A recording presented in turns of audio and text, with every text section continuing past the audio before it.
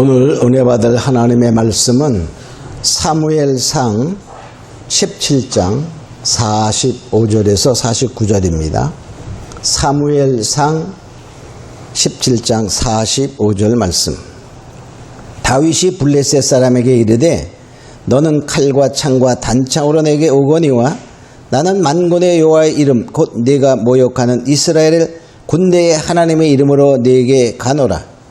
오늘 여호와께서 너를 내 손에 붙이시리니 내가 너를 쳐서 네 머리를 베고 블레셋 군대의 시체로 오늘날 공중의 새와 땅의 짐승들에게 주어 온 땅으로 이스라엘의 하나님이 계신 줄 알게 하겠고 또 여호와의 구원하심이 칼과 창에 있지 아니함을 이 무리로 알게 하리라. 전쟁은 여호와께 속한 것인즉 그가 너희를 우리 손에 붙이시리라. 블레셋 사람이 일어나 다윗에게로 마주 가까이 올 때에 다윗이 블레셋 사람에게로 마주 그 항우를 향하여 빨리 달리며 손을 주머니에 넣어 돌을 취하여 물매로 던져 블레셋 사람의 이마를 치매 돌이 그 이마에 박히니 땅에 엎드러지니라. 아멘. 자, 오늘 이 시간에 은혜 받을 말씀의 제목은 반드시 이겨야 할 전쟁입니다. 우리가 전쟁은 만일에 일어났다면 반드시 이겨야 한다는 거예요. 전쟁에서 지면 그 비참함은 이루 말할 수가 없어요. 오늘 우리는 뉴스에서 많은 것을 보고 있어요. 전쟁에서 졌을 때 얼마나 비참한가. 2주 전 우리가 8월 15일 날 아프가니스탄에서 바로 탈레반들이 정권을 장악했습니다. 그러면서 그들은 이제 여성 인권을 존중하겠다 이렇게 말을 했어요. 그러니까 사람들이 혹시나 안심하는 사람도 있을지 모르지만은 그들이 말하는 것과 행동은 다른 것입니다. 그래서 결과적으로 어떤 일이 있었냐면 그 곳에서 여인들이 쓰는 부르카라는 게 있어요. 우리가 많이 아는 건 히잡이야, 히잡. 그들이 중동의 이슬람을 믿는 사람들이 이 여자들이 머리와 이 목을 가리고 또 얼굴을 가리고 몸을 가리는 그러한 그 우리가 흔히 알고 있는 히잡에는 여러 종류가 있어요. 근데 이 아프가니스탄에서 쓰도록 하는 것은 부르카라는 거예요. 근데 이 부르카는 보통 히잡 그러면요 머리와 목을 우리가 이렇게 가리는 그러한 수건이나 보자기에 해당이 됩니다. 천이야요. 근데 부르카는 온 몸을 다 씌워서 안 보이게 해야 돼. 손도 보여도 안 되고 발도 보여도 안 되고 또 얼굴도 다 보일 수가 없어요. 눈까지 멀리서는 볼 수 없도록 눈가에도 뭘 망사를 쳐서 구멍을 뻥뻥 뚫은 그런 것까지 하는 게 부르카야. 그거 안 했다고 총살시켰어. 총으로 쏴 죽였어요. 또 뭐냐, 보복은 없다 라고 말하면서 서방 국가에게 협조했던 사람들을 색출해서 가족까지 총살시킵니다. 이렇게 가족까지 총살시키는 그러한 상황이 되어서 수많은 사람들이 피난길에 그 나라를 떠나 다른 나라로 피신하는 모습을 우리가 많이 봐요. 또 뭐냐, 그 한 코미디언, 그러니까 아프간 그 나라의 코미디언이 한 사람이 아마 그 탈레반을 비유하는 코미디를 한 적이 있나 봐요. 그가 잡혔어. 그래서 신체 일부를 훼손하고 죽여가지고 나무에 매달았어. 얼만큼 그들은 말과 행동이 다른가를 볼 수 있습니다. 우리가 또 뭐죠? 그들이 탈출하기 위하여 길을 쓰고 공항에 온 사람들이 떠나는 비행기에 매달려서 도망가려고 하다가 떨어져서 죽은 떨어져 죽는 것이 떨어지는 것이 뉴스에 나왔어. 얼마나 그 패전의 비참함을 현재 보고 있어요.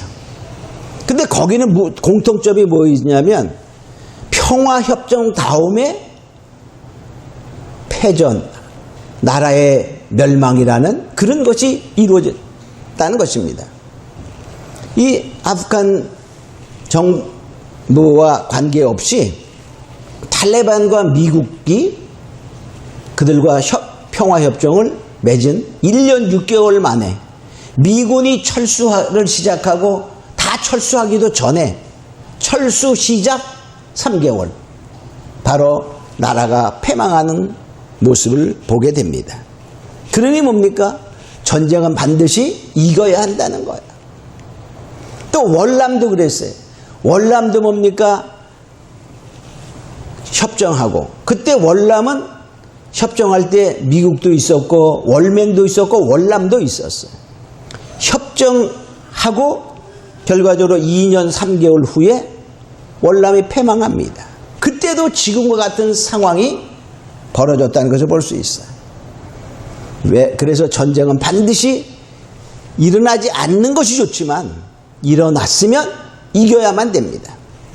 베드로후서 2장 9절에 보면 누구든지 진 자는 이긴 자의 종이 됨이라 그랬어요. 지면 종되는 거예요. 노예되는 거예요. 노예는 생명의 보장이 없어요. 언제 맞아 죽을지 몰라.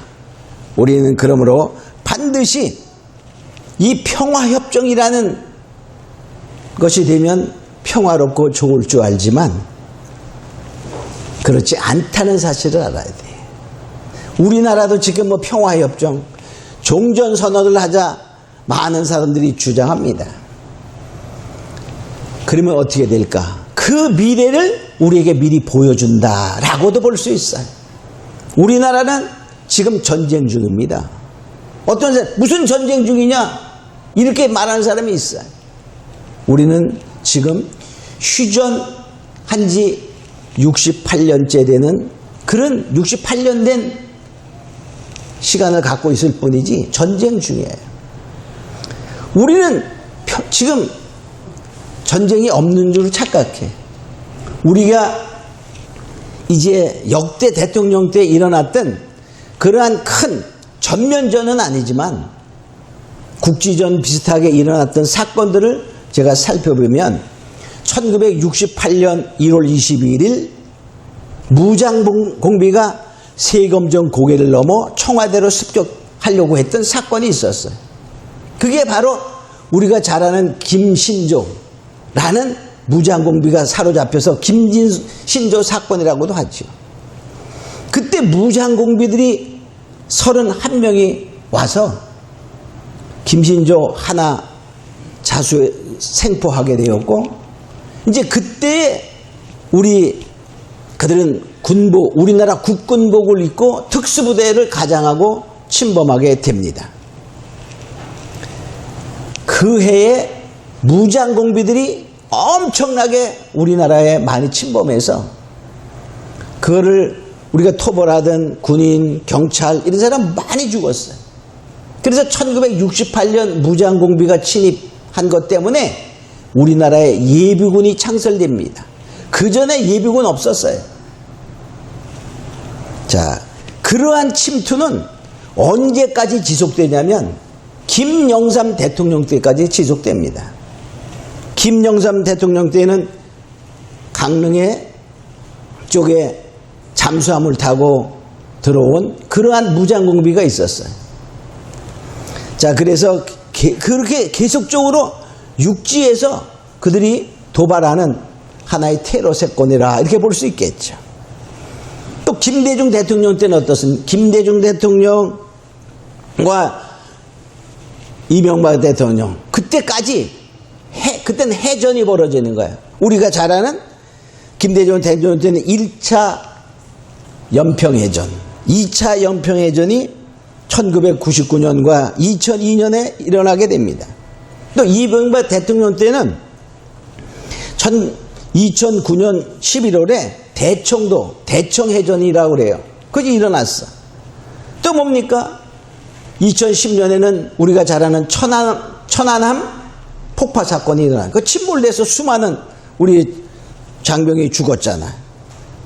또 그 해 11월에 2010년 11월에 뭐예요? 연평도 폭격 사건. 김정은이가 지휘해서 연평도에다 수많은 폭탄을 쏟아부었던 사건들이 있습니다.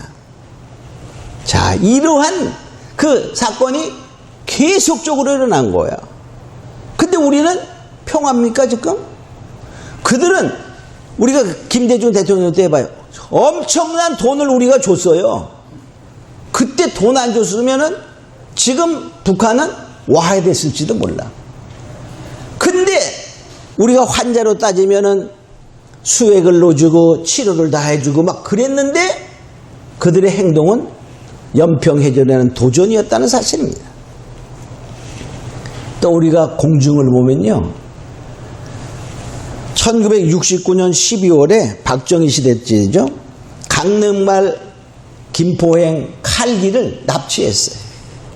납치해가지고 일부는 돌려보내고 일부는 아직까지도 돌려보내지 않은 그러한, 그래서 그들을 간첩 내지는 남한의 풍습이나 남한의 그런 간첩을 보내기 위하면 말씨나 이런 거를 훈련하는 요원으로 사용하고 그랬어요.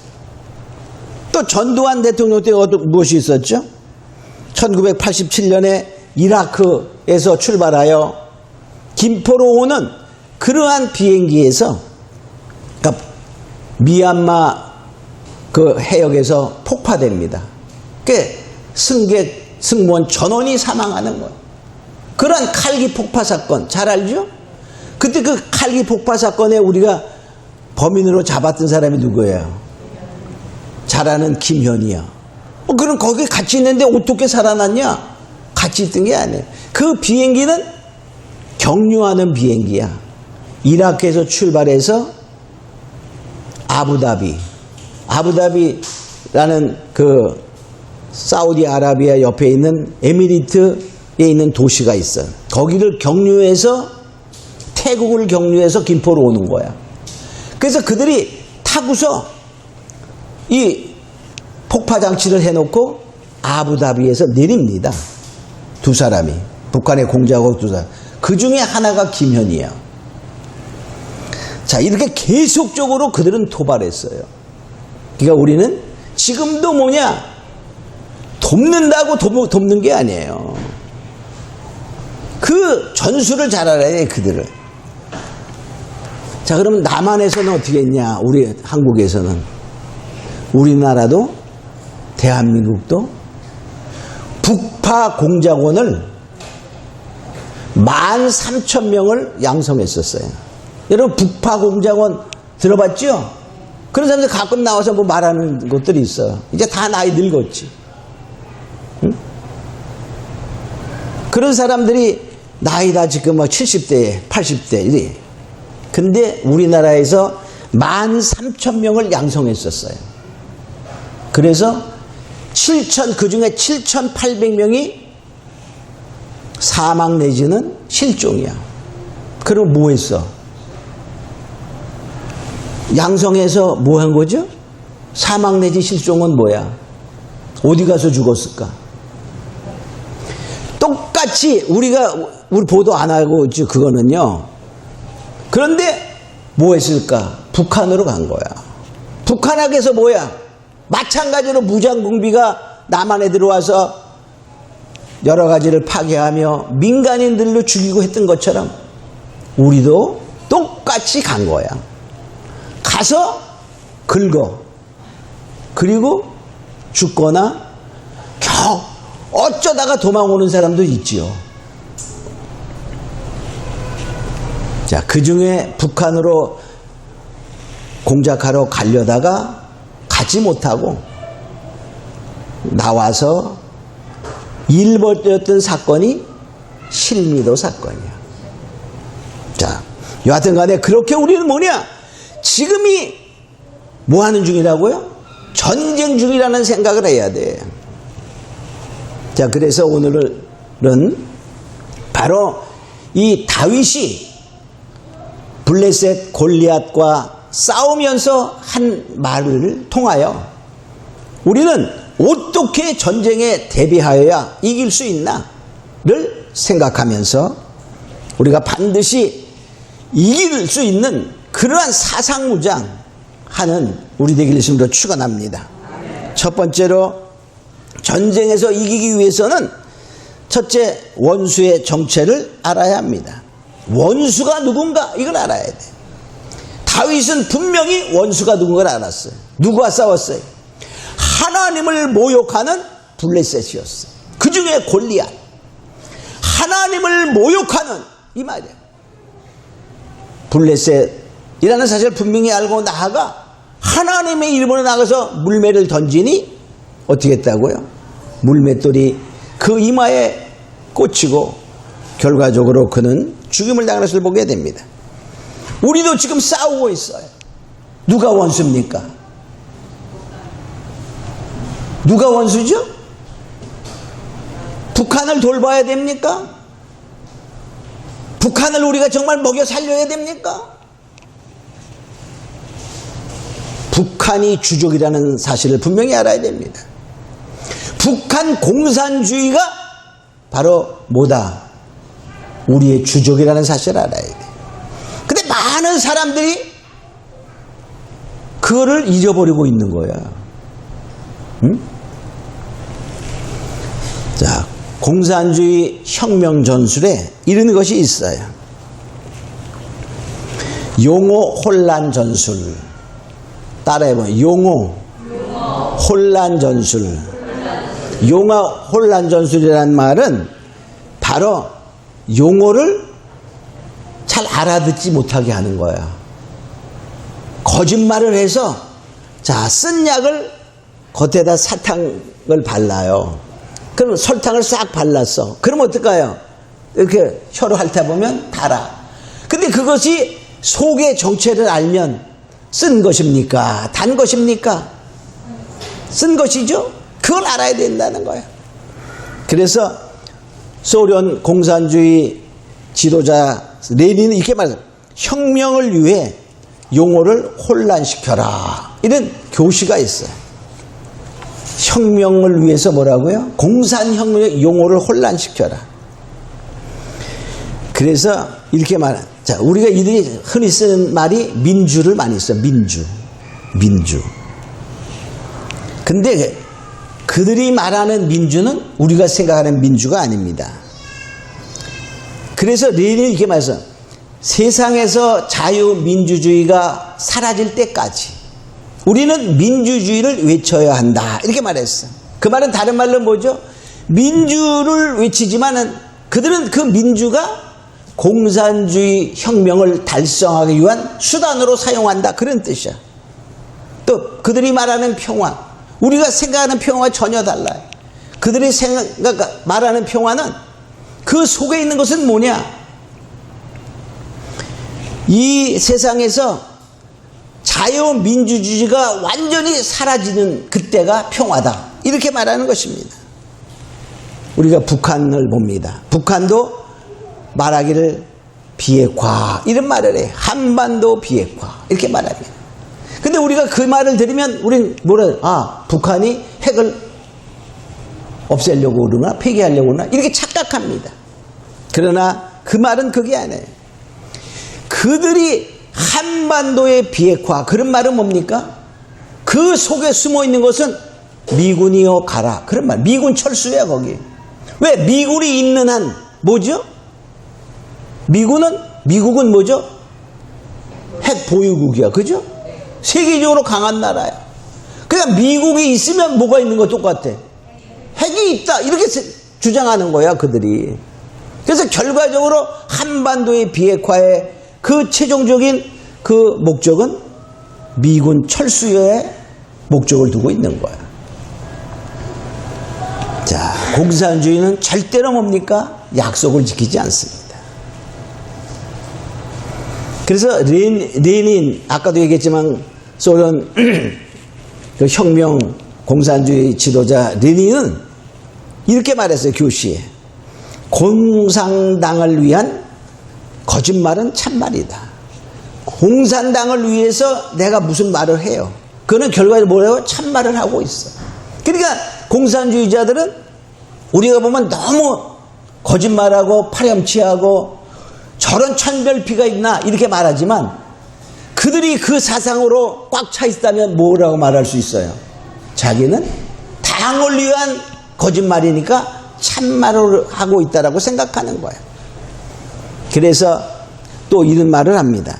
우리가 약할 때는 협상하고 강해지면 그 협상은 자동 파기되는 것이다. 그러니까 뭡니까? 약할 때 협상해서 자기의 힘을 기르고 힘이 강하여지면 그 협상은 무효화된다. 자동 파기하는 것이다. 그런 말이에요.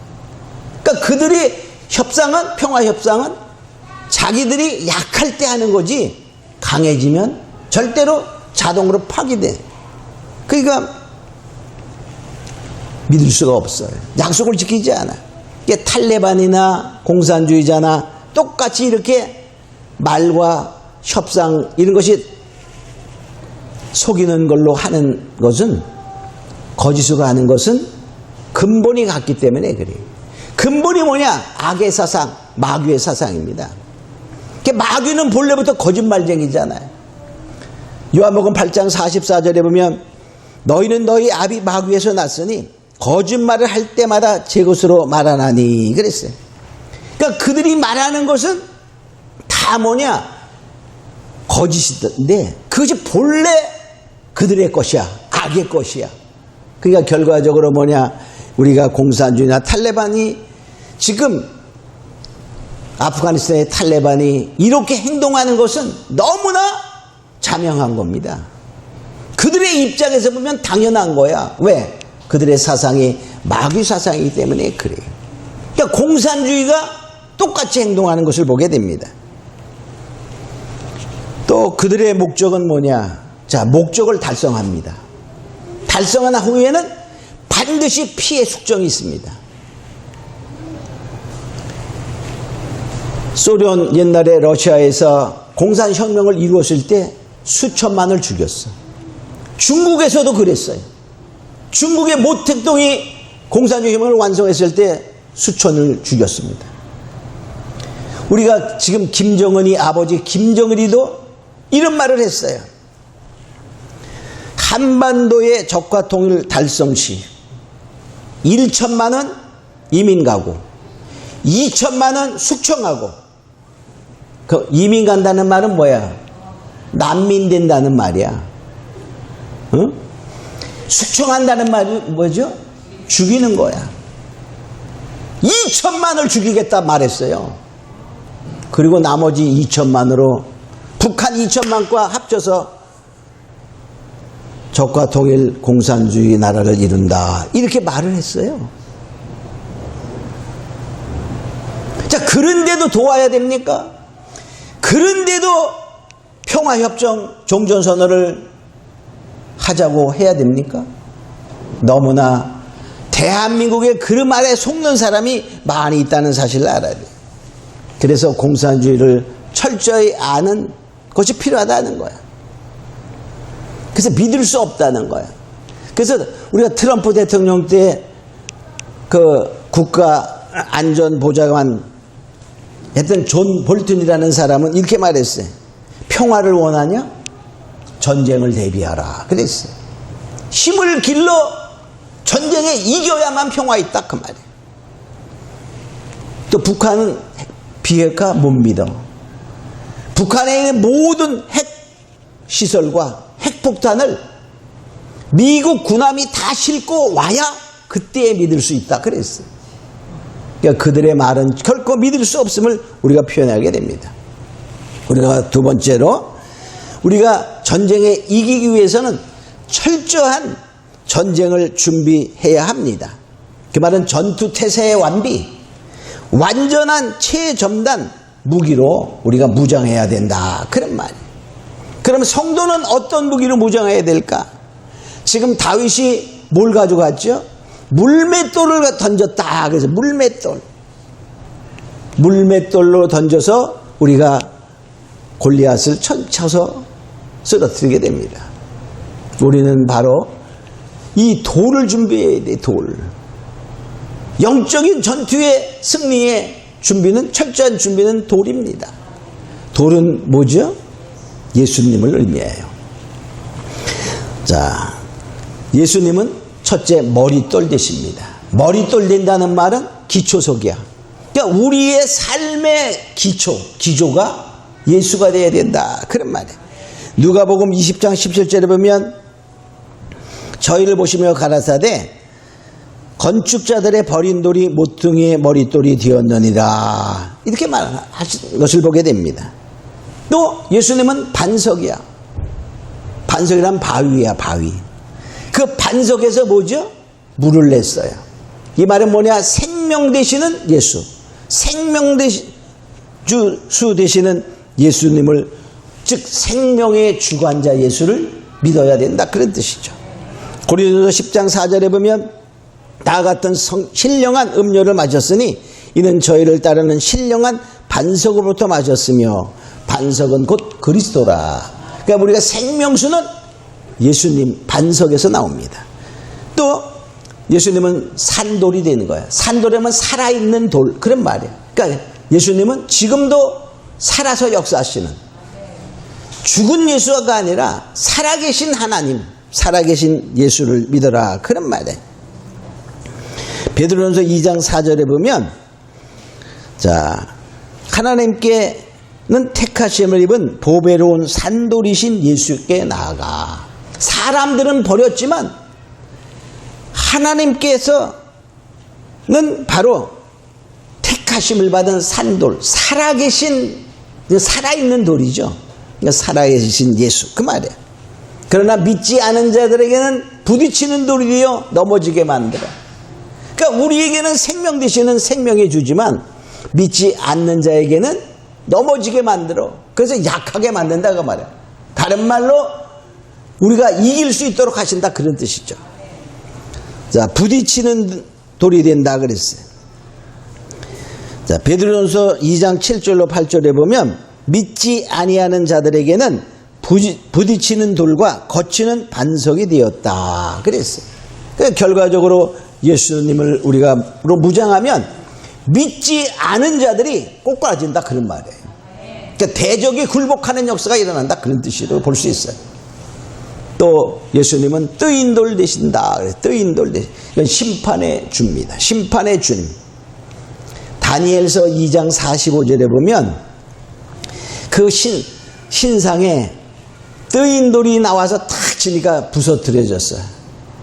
바로 심판의 주를 말해요. 다니엘서 2장 45절에 보면 왕이 사람의 손으로 아니하고 산에서 뜨인 돌이 철과 놋과 진흙과 은과 금을 부서뜨릴 것을 보신 것은, 그러니까 뜨인 돌이 그 신상을 탁 깨뜨리는, 가루와 만드는 버리는 심판의 주로 우리가 준비해야 된다는 거죠. 자, 세 번째로 우리가 전쟁에서 이기기 위해서는 절대적으로 하나님을 의지하고 하나님을 높여야 됩니다. 여기 보니까 45절에 이렇게 말하고 있죠. 그가 나아갈 때 나는 뭐냐? 여호와의 이름, 내가 모욕하는 이스라엘 군대의 하나님으로 나간다. 즉 하나님의 이름을 붙들고 나가는 거예요. 그 말은 하나님을 절대적으로 의지하고 나가는 모습을 보게 됩니다. 그러니까 하나님을 의지하니까 뭐죠? 두렵지 않은 거예요. 또 뭡니까?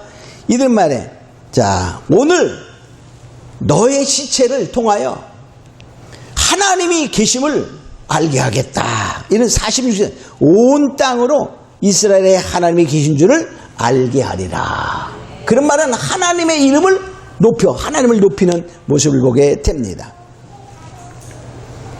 자, 그 결과는 뭐냐? 네 번째로 보면, 자, 골리앗이 자신의 칼에 목뱀을 당합니다.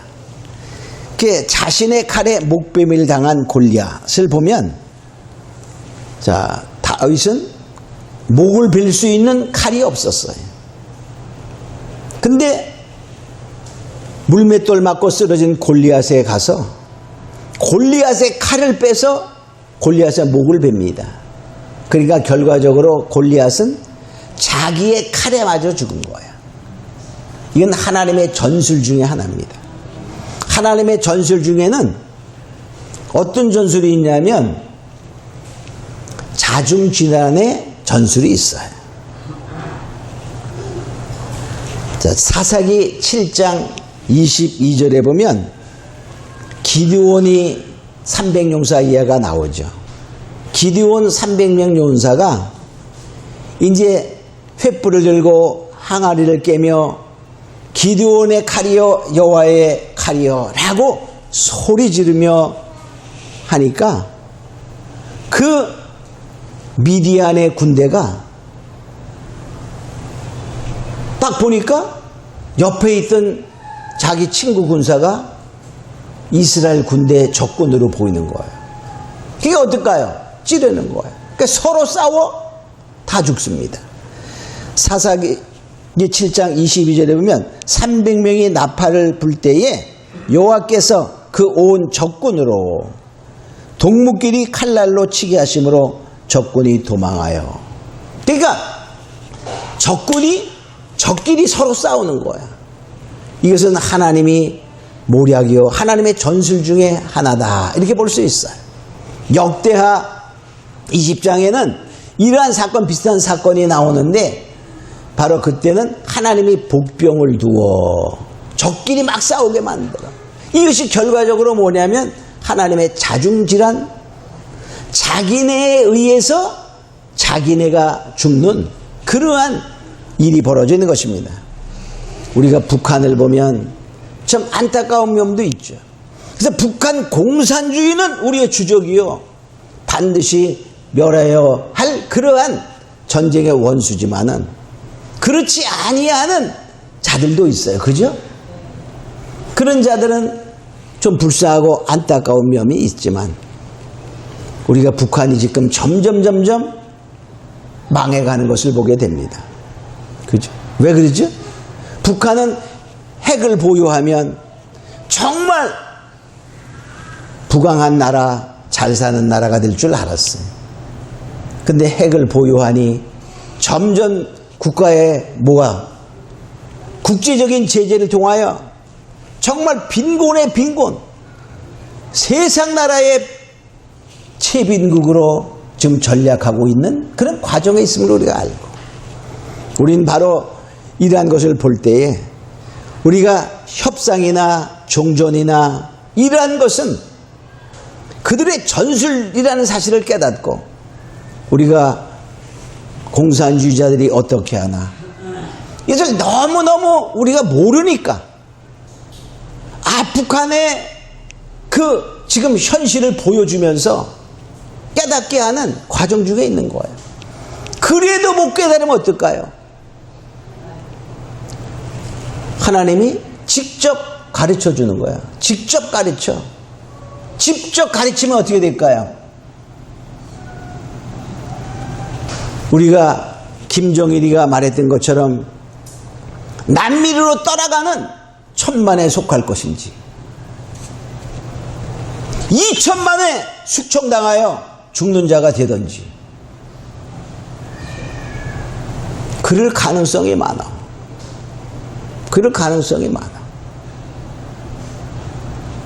우리는 어떤 거를 택해야 되겠습니까? 우리는 다윗이 분명히 적을 알고 어떻게 승리하는가를 우리가 살펴보면서 우리가 더욱더 정말 믿음으로 승리하며 전쟁에서 승리하기를 기도하는 그런 자들이 있음으로 축원합니다. 우리 다 같이 통성으로 잠깐 기도하겠습니다. 고마우로 가신 아버지 하나님 감사합니다. 하나님, 이제 우리는 전쟁의 아픔과 패전의 비참함을 보고 알았습니다. 이제 우리는 바로 무엇이 우리의 적이며 무엇이 우리가 정말 이겨야 할 상대인가를 우리가 깨닫고 반드시 전쟁에서는 승리하는 자가 되어 바로 패전의 비참함을 맛보지 않은 자들이 되기를 기도하는 사랑수를 기억하시고 그들을 지키시고 보호하시고 그 우리의 삶이 주 안에서 정말 보호받고 복된 삶이 될 수 있도록 축복하옵소서. 감사하고 믿사오며 예수님의 이름으로 기도합니다. 아멘.